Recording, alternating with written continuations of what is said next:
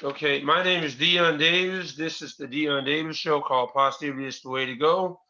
He does mental health and substance misuse and recovery. He's a speaker. He do a podcast called Choose Your Struggle. He's a host today. He's a coach, a writer, and an advocate. Welcome my guest today, Jay Shipman. It's a pleasure to have you on today, sir. Well, thanks for having me. Happy to be here. Yeah. So let's get started. Explain the term substance misuse and why you prefer That's a great question. We're starting off right off with some good ones, huh? it. So everyone has heard the term substance abuse, right? I mean, that's what you hear a lot of people say, and those of us who do this work are trying to get rid of that word, and we're doing that because if I ask you to close your eyes and picture somebody with the term abuse, what would you picture?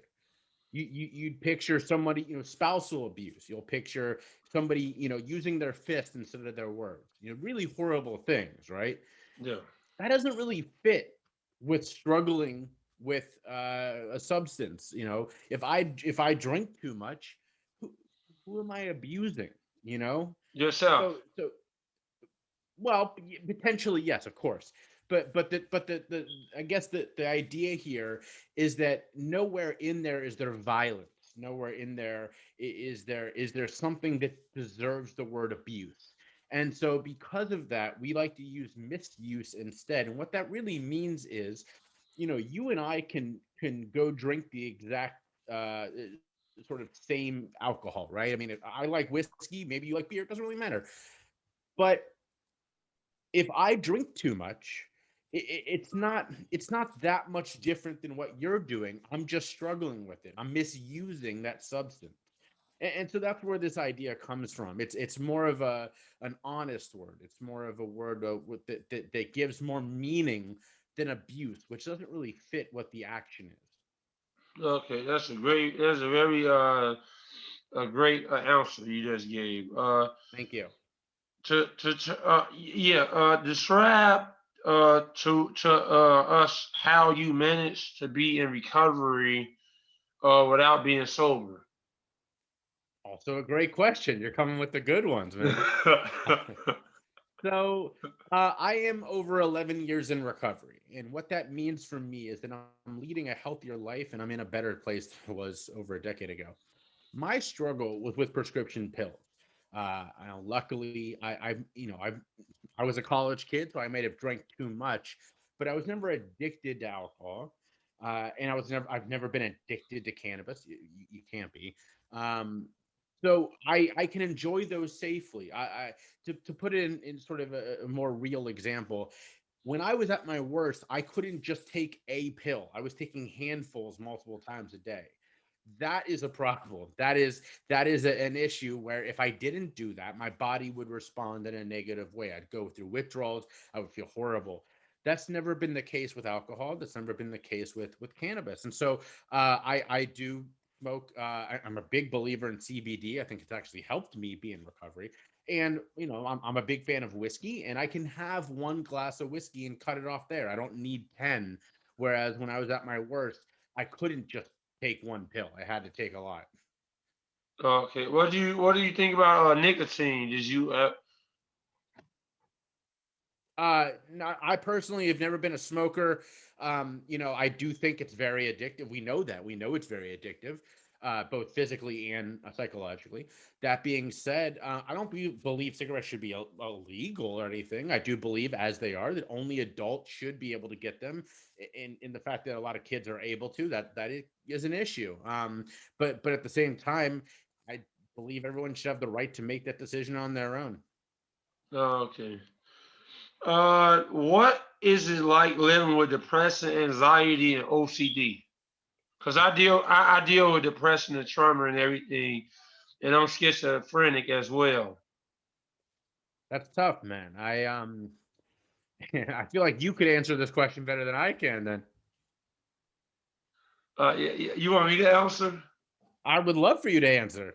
Well, when I was in grammar school and everything, I had got bullied and everything, and I didn't want to go to school. I didn't like going to school, and me being a black male and everything, I get stereotyped, and I deal with a lot of problems. Like black people are racist towards me as well. You could be racist towards your own people. Racists come in a lot of form of ways. And then people to judge you, talking about you and everything. That's how you deal with depression and trauma when you have a traumatic experience, and then when you're depressed and everything, when people are constantly telling you can't do this, you ugly, you this or that. All the negativity, it really brings you down and it makes you not confident in yourself. Yeah, that's well put. It really does make you not confident in yourself is a great accurate way to say that. It makes you doubt your own thoughts and feelings, and it leads, at least in my case, to a lot of confusion about, am I feeling this because I actually believe this, or do I feel this way because I'm going through a depression episode, or my OCD is acting up, something like that. So you said it better than I could, but it is definitely a challenge, and it's one that I applaud every single person who fights through it, because it takes a lot of work. Yeah, then again, people judge you on it and everything. Like, people don't really care. Like, the world is different from it was 10 years ago. The world is, we're in a different place, and people don't care a lot about how you feel and all the emotions and everything, because people always want to hear how you going to help them get from A to B, and they don't want to hear that stuff, and that's another problem. We don't have enough, we need more mental health institutions, so people can get help. Well, there is, without a doubt, this industry is underutilized. There are not enough therapists, that is for sure, and not enough opportunities for people who need the help. You are definitely right about that. That's why we have mass shootings and everything, because people are mentally unstable and everything, and they don't get them the help necessary. Because the suicide rate is really going up with young people, especially. Like, I think it's 25% of young people commit suicide. There've been a lot of famous people.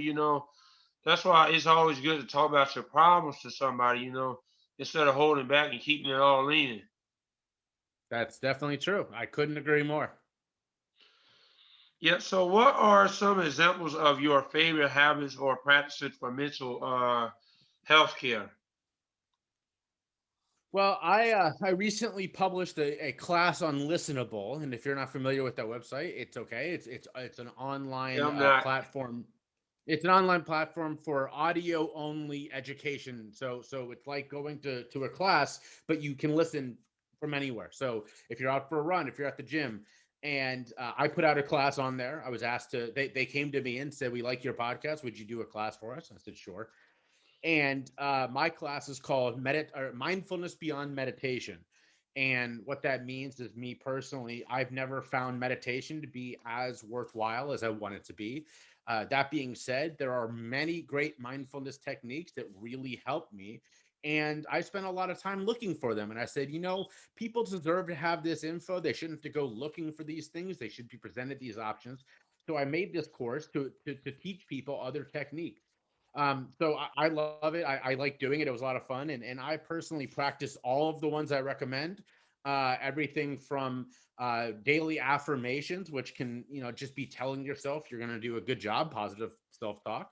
To self care techniques like I'm a big believer in mindfulness exercise, which is really feeling yourself and letting your thoughts wander, and sort of being present, cycling through that while you're exercising. And I do what's called the daily check-in. I do this every day, where I pull out my cell phone and I take some notes about how I'm feeling, and I think about it for a while, and I just sit with myself and make sure that I'm in touch with myself, because it's a lot easier to get a handle on what I'm feeling if I know it's there. Okay, that's well taken, man. You always got to document everything. Brainstorm. That's right. That's exactly right. How can we implement these in our everyday lives? Well, the most important thing is intentionality. I have alarms on my phone to remind me to do these things.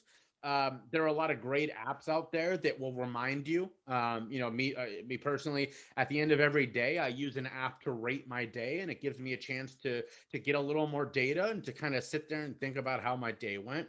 And that app actually reminds me at 8:30 every single night to do this, so I don't have to remember it because I don't. I always forget. So doing stuff like that is super helpful. If you can be really intentional about it and make sure that I know now that every day at noon I'll sit down for 3 5 minutes and do a daily check-in, and my phone reminds me, and no matter where I am, I take a break and do that. So intentionality is the name of the game. Oh yeah, that's a well said. What does choose your struggle mean to you? So choose your struggle is the name of my company. It's the name. It's my brand. It's my podcast. It's my personal hashtag. I started this back in 2015, and really what it means to me is I realized when I was at my worst, when I was really struggling through my issues of addiction, that I had lost the ability to choose what I was going to struggle for every day. And what that means is when I woke up every morning, I didn't get to choose. I woke up and immediately had to take pills. I had to, if I didn't, I was gonna go through withdrawal, and it's a horrible experience for anyone struggling. My struggle every day was just to get off my couch and try to be a person, try to go to the grocery store, do normal things. And when I entered recovery, I was able to choose again. I was able to choose what I wanted to struggle for because those issues were taken care of. And that experience, that learning experience helped me realize that a lot of other people are in this similar situation. Now, their issue may be drugs or misuse or addiction. It could be a lot of things. It could be that they're in a career that they hate because when they were young, they were told that the most important thing in life is to get the house, the money, the good job, and we know that doesn't bring happiness. And so the idea behind choose your struggle is reminding you to wake up every day and choose what you're going to struggle for. Choose what's going to be your definition of success and what's going to make you happy. Yeah, it's like eating your favorite food. You know, if it makes you happy, do it. I definitely agree. What are some of your favorite ways to spread love in the world? Oh man. Well, I have two moments of gratitude built into my weekly calendar. Every Monday morning, this morning, I do a post on LinkedIn thanking somebody that I admire who's been influential in my life or who I think is doing an incredible job. And then every Friday, I Venmo somebody $5 and I tell them thank you for doing something, whether it's just being a good person or being a good friend, and then I post that on Instagram and thank them publicly as well. So it's an opportunity to spread a little bit of that love around and surprise somebody with a nice gesture and in some cases $5. And people really dig that, and I've gotten so many amazing responses from people saying that it made their day when they got one of those things. Yeah, you can Venmo me, man, $5. You know, I wasn't mad at Yep. all, man. I'll add you to the list. Yeah. But like, sure, I'll take it. Hey, that's a great idea, though. That you doing that's good that you're doing that. Thank you. Always good to give back, you know. I think so too. How do you track your mood, and why is it important to do so? Yeah, so as I was saying earlier, I use an app, and I can actually look up the name of the app for you right now. It's called Daylio, Daylio. Got a little smiley face on it, so you know it's the right app. And I think it's important because, as somebody who struggles with depression, and you know this as well as I do, when we're in one of those low moments, our brains will tell us this is what life is. This is how I always feel. Life is terrible, right? We get these horrible ideas, and if you can pull out your phone, open your app, and go, oh, you know what? I actually felt fine 2 days ago or 3 days ago, right? I'm just in a bad funk right now. It's easier to quiet those thoughts and start trying to climb out of that depression. So that's really helpful for me. Is to have that reminder, but not only that, it's a good opportunity every day to just sit with my day and say, what was good about today? What wasn't great? What can I do better tomorrow? Yeah, that's why I be. That's why I have a lot. I be having a hard time trusting people and everything, because the way the world is and everything, people stab you in the back, people say hurtful things and everything, and depression don't help that way. Because That's me true. being a single black male and everything, I have a hard time trusting them because they be telling stories and stuff, and I don't want to put myself in a bad situation, and that in a situation, where I'm being nice and being told stories on. So and a lot of times I don't even know what to do or say anymore, or because if people take things out of context and judgmental, a lot of times I don't know what to do, and that's what leads to the more depression. That sounds like it'd be very challenging. Yeah, because people are not listening to me. People don't listen when you're trying to talk to them and tell them what you're going through. They think that you just taking their anger out on them and everything, but you're going through real life stuff. Like a lot of people, everybody going through something. That's just somebody going through stuff don't mean they being mean to you. They just going through stuff and you ain't being understanding. Yeah, it could be really hurtful when someone doesn't take what you're saying for face value. Yeah, because if they was going through the same thing, they want everybody to say, "Oh man," they would want somebody to say, "Man, I wish you the best." I want you to feel better. They not gonna Yeah, knock that person down. true. That is true. Yeah, but it was a pleasure. It was a pleasure having you on the show today, man. And you do a great job, and I appreciate it. Maybe I may go on your podcast one day. Who knows? She was just Well, struggling. I'll tell you what, man. We spent so long trying to find a time. I'm really glad we were able to fit it in, and happy to chat with you. And I really appreciate you for having me on, for doing your show. Well, I appreciate you, man, and you keep up the good work. Thank you. You too.